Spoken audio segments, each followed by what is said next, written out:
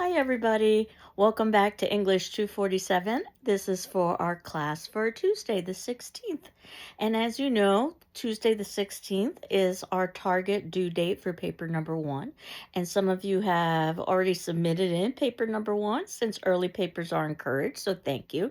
And yes, you can submit in paper number one after the 16th. But do note that we are past the midpoint of the semester. The idea behind paper number one is that you have the opportunity to rewrite. Basically, I see paper number one as a kind of draft, if you will, where you learn how to write a paper, though certainly we've been talking for several classes now about some of the conventions for writing a paper, which are hopefully review from some of your previous English classes. But I still wanted to give you all the opportunity to rewrite if you so wanted to.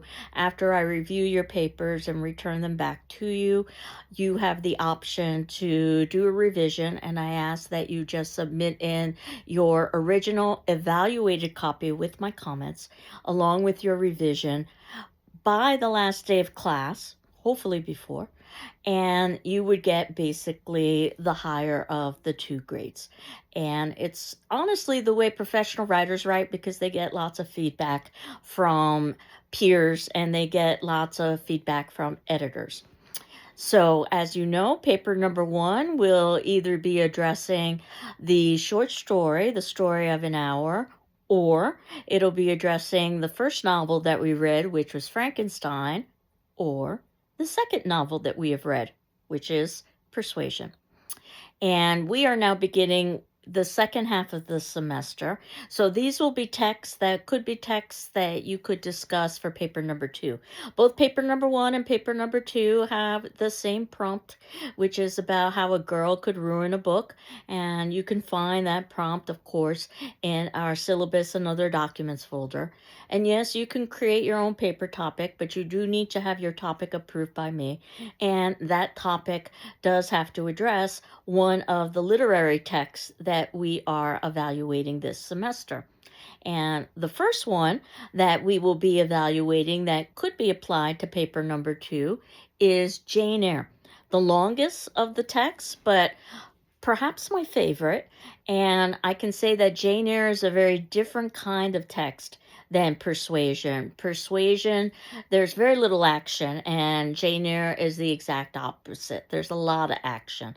But before I start talking about Jane Eyre, I just wanted to draw your attention to the notes below, where in the first section, I've indicated some of the information about quoting that I've been talking about, that we are using the MLA, Modern Language Association, system of parenthetical documentation for identifying where quotes are coming from in our papers. And since this is a critical paper, you're not using outside resources. You're using just the primary text, which you would identify by its name and author in the introductory paragraph. Because of that, you would not need to submit in, along with the paper, a works cited page. But if you do decide to do so because you'd like the practice, do make sure that you're doing it correctly. And this is something that you can easily look up. And I gave you two websites, one being from Purdue OWL and the other being from the GCC library, not that there aren't others, that talk a little bit about how you would format a works cited page. And in fact, both Purdue OWL and the GCC website talk about all of the elements of constructing a paper. And I just wanted to re-emphasize that when we are using the MLA system in a paper, that we are using quotation marks to indicate when the language is not ours. And then at the ending of the quote, it doesn't matter if the sentence is done or not, this is where we would put parentheses, and within those parentheses, some identifying information about the quote, and then closing punctuation. So you can see that in the first example in the notes below when it says punctuation after documentation. And if it turns out that you're not done with your sentence, you can continue your sentence and then put closing documentation. So that's the example with sentence continuation after documentation in the notes below.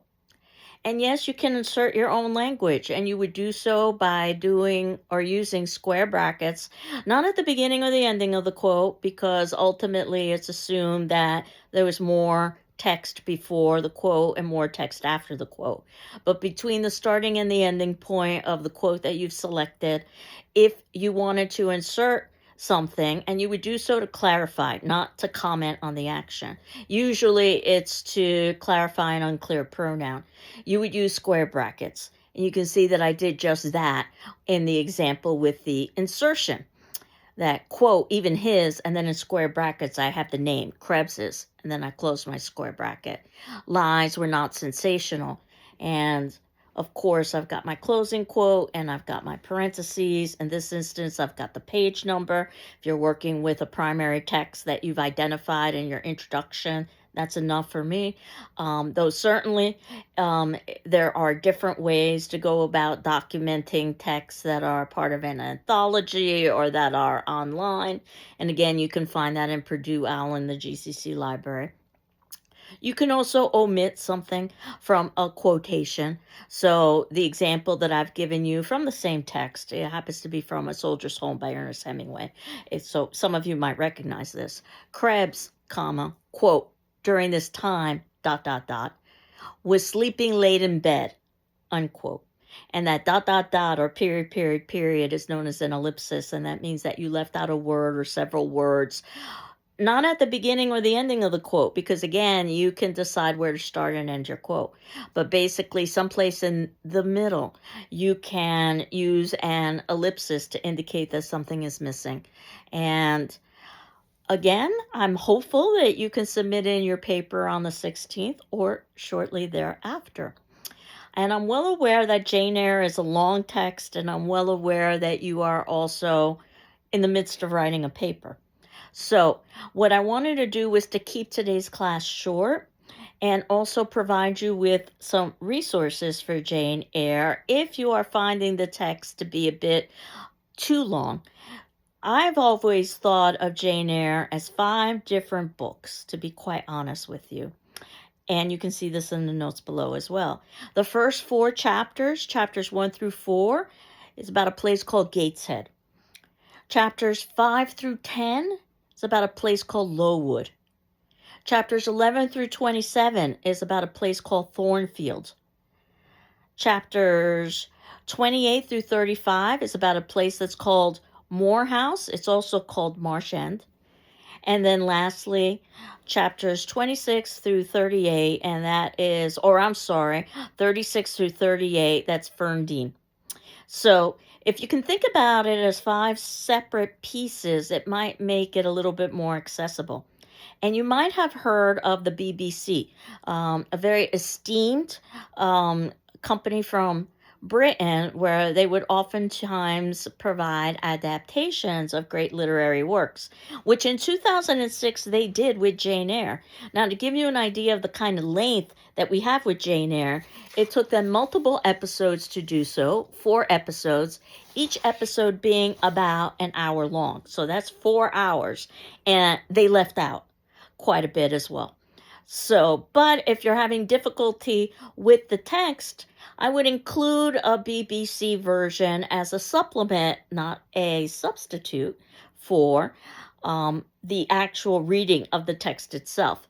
A Gothic romance, and we've talked about Gothic literature before when we were talking about Frankenstein, that has social and religious commentary, and it was written under a pseudonym, Currer Bell. At first, reviewers thought it was impossible that a female could have written the book.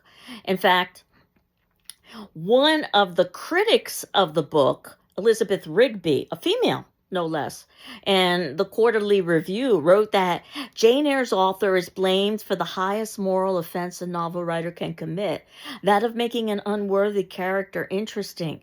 The book was said to be mischievous and vulgar, pandering to the public taste for illegitimate romance.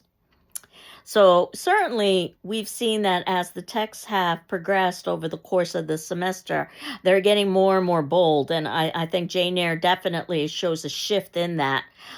We've got our main character, who is a plain Jane, if you've ever heard that term before. In other words, she doesn't have physical beauty. She also is poor. She also is an orphan. And yet she has an incredible amount of power and agency and self respect in this coming of age novel. So do note that the novel is narrated from Jane in adulthood when she's looking back into her childhood. And Jane is very much an active participant in the events that occur. She's not like an observer like Anne in Persuasion. You might be familiar with the feminist critic Erica Jong, and she wrote that Jane, as in for Jane Eyre, might be the first heroine in fiction to know that she needs to know, or she needs her own identity more than she needs marriage. Her determination not to relinquish selfhood for love could well belong to a contemporary heroine. And I very much agree, and I think you will find that as well. In the preface to the book, one of the things we are told is that conventionality is not morality and self righteousness is not religion. So you see a lot of social critique in this text, which again I would think of as 5 different texts: the Gateshead text, the Lowood text, the Thornfield text, the Morehouse text, and lastly the Ferndean text.